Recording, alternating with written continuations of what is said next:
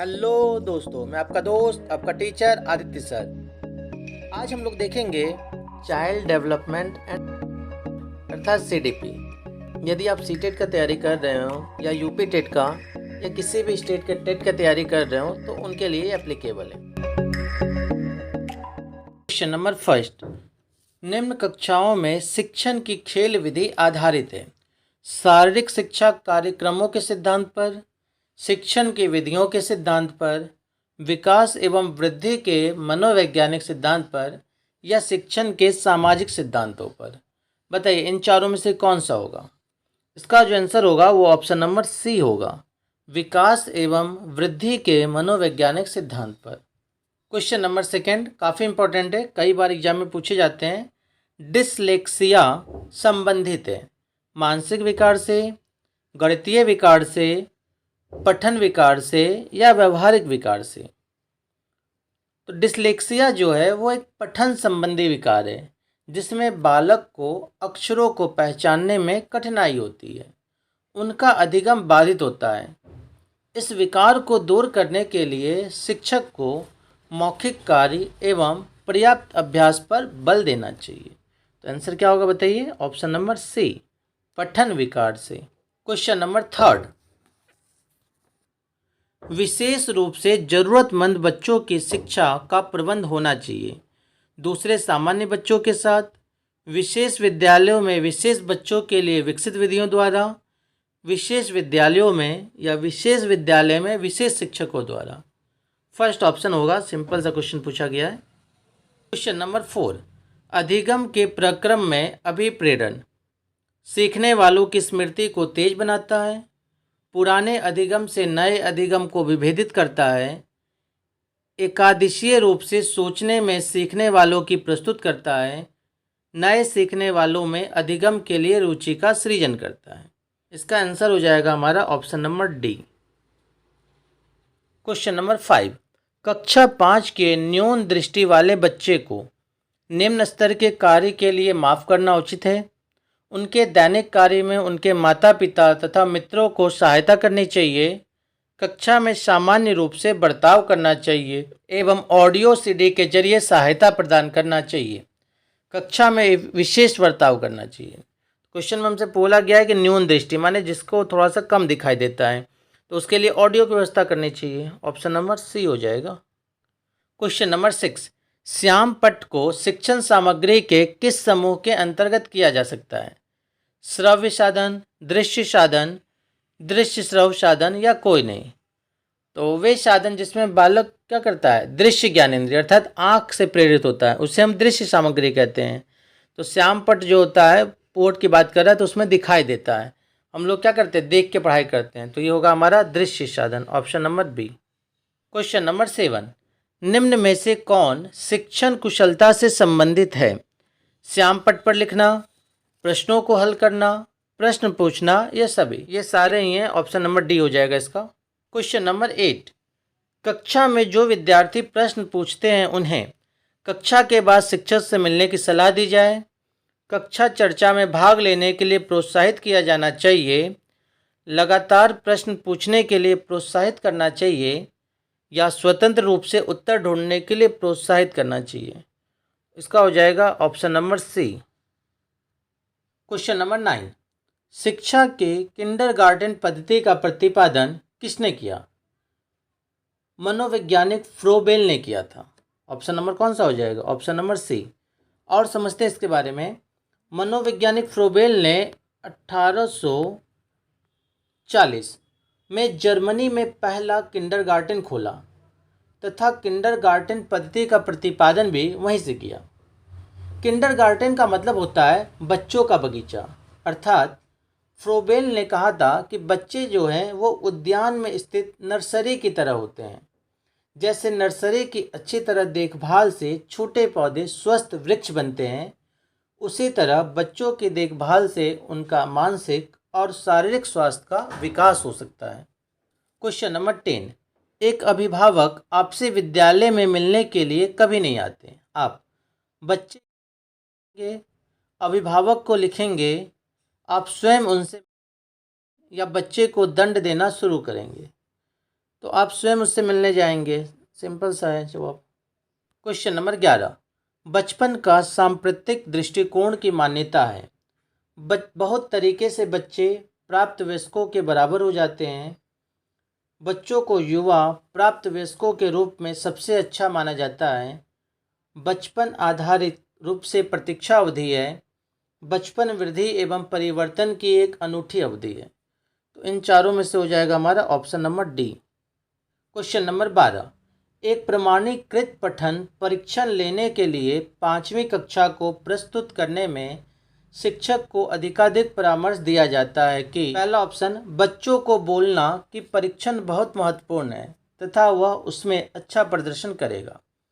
Second option, पूर्ववर्ती परीक्षा से प्रधान प्रश्नों को चिन्हित करना एवं छात्रों को उन्हें उत्तर देने की अनुमति देना। तीसरा ऑप्शन, निम्न कोटि के पाठकों को प्रशिक्षण देना ताकि कक्षा के शेष बच्चे किसी भी तरीके से अच्छा करें। फोर्थ, परीक्षण में आने वाले समान प्रकार के प्रश्नों के उत्तर देने के लिए छात्रों को अभ्यास कराना। तो इन चारों में से जो आंसर हो जाएगा वो हो जाएगा option number D. Question number 13, असंगठित घर से आने वाला बच्चा सबसे अधिक कठिनाई का अनुभव करेगा। स्वनिर्मित पाठों में, स्वतंत्र अध्याय में, नियोजित निर्देश में या अभ्यास पुस्तिकाओं में। स्वतंत्र अध्ययन होगा इसका option number B. Question number 14, आप देखते हैं कि एक छात्र बुद्धिमान है, आप उसके साथ संतुष्ट रहेंगे, उसे अतिरिक्त गृह कार्य नहीं देंगे, वह जैसे अधिक प्रगति कर सके उस तरह से उसे अनुप्रेरित करेंगे या उसके अभिभावकों को सूचित करेंगे कि वह बुद्धिमान है। इसका आंसर होगा option number C. Question number 15, यदि कुछ विद्यार्थी कक्षा में अध्ययन की चित्तवृत्ति में नहीं है तो आप उन्हें अध्ययन के लिए बाध्य करेंगे, उन विद्यार्थियों कक्षा छोड़ने के लिए कहेंगे, उन्हें चेतावनी देंगे कि वे अवश्य अध्ययन करें, नहीं तो आप प्रधानाध्यापक को सूचित कर देंगे, या उन्हें उनकी रुचि अथवा आप अपने विषय के अनुसार रुचिपूर्ण चीज़ें बताएंगे। ऑप्शन नंबर डी होगा इसका। क्वेश्चन नंबर 16, वह स्तर जिसमें बच्चा किसी वस्तु एवं घटना के बारे में तार्किक रूप से सोचना शुरू करता है क्या कहा जाता है? संवेदन प्रोन्नोद अवस्था, औपचारिक अवस्था, पूर्व क्रियात्मक अवस्था या मूर्त क्रियात्मक अवस्था। इसका होगा मूर्त क्रियात्मक अवस्था। पियाजे के संज्ञानात्मक विकास के सिद्धांत के अनुसार ये तीसरा चरण है, मूर्त संक्रियात्मक अवस्था, जिसमें बालक 7 से 11 वर्ष तक में किसी वस्तु या घटना के बारे में तार्किक रूप से सोचना प्रारंभ कर देता है। इस अवस्था में बालकों में चिंतन, तर्क वितर्क, एकाग्रचित्त आदि गुणों का विकास होता है। क्वेश्चन नंबर 17, बच्चों के बौद्धिक विकास को 4 सुस्पष्ट स्तरों का पहचाना गया था। किसके द्वारा? कोहलबर्ग द्वारा, एरिक्सन द्वारा, स्किनर द्वारा या पियाजे द्वारा? पियाजे के द्वारा अपनाया गया था।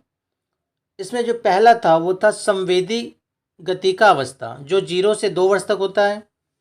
सेकेंड है पूर्व संक्रियात्मक अवस्था, जो 2 से 7 वर्ष होता है। थर्ड है मूर्त संक्रियात्मक अवस्था, जो 7 से 11 वर्ष होता है। फोर्थ है औपचारिक संक्रियात्मक अवस्था, जो 11 से 15 वर्ष तक होता है। क्वेश्चन नंबर 18, अल्पवयस्क बच्चों के अधिगम में अभिभावकों की भूमिका होनी चाहिए। निश्चय बताइए इन चारों में से कौन सा होगा? इसमें हो जाएगा ऑप्शन नंबर बी, अग्र सक्रिय। क्वेश्चन नंबर 19, बच्चों के संज्ञानात्मक विकास को सबसे अच्छे तरीके से कहाँ परिभाषित किया जा सकता है? खेल के मैदान में, विद्यालय एवं कक्षा में, ऑडिटोरियम में या गृह में?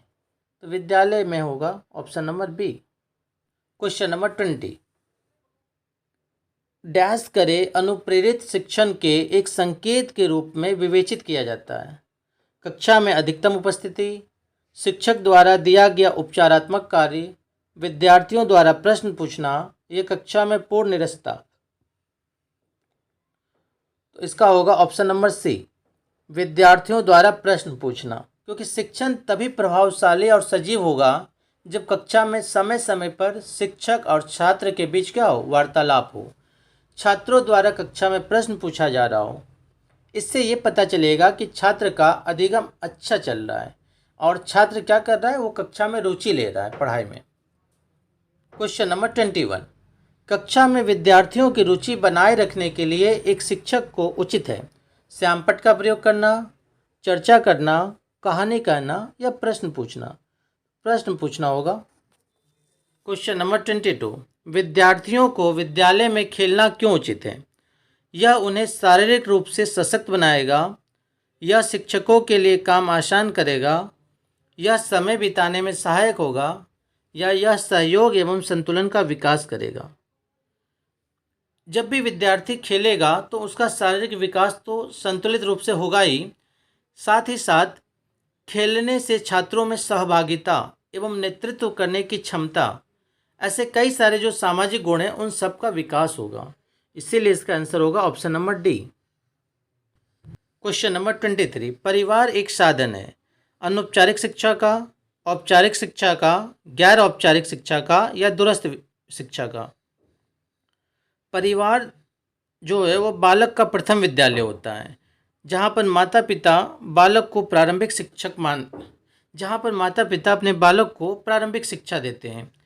इनसे प्राप्त ज्ञान अनौपचारिक होता है तथा इसी ज्ञान से बालक में सामाजिक एवं नैतिक मूल्यों का विकास भी होता है।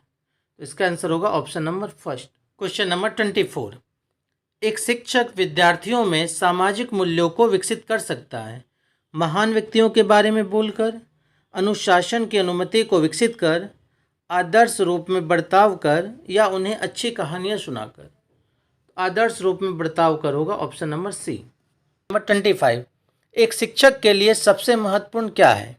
कक्षा में अनुशासन बनाए रखना, कक्षा में समयानुवर्ती होना, विद्यार्थियों की कठिनाइयों को दूर करना या एक सुवक्ता होना।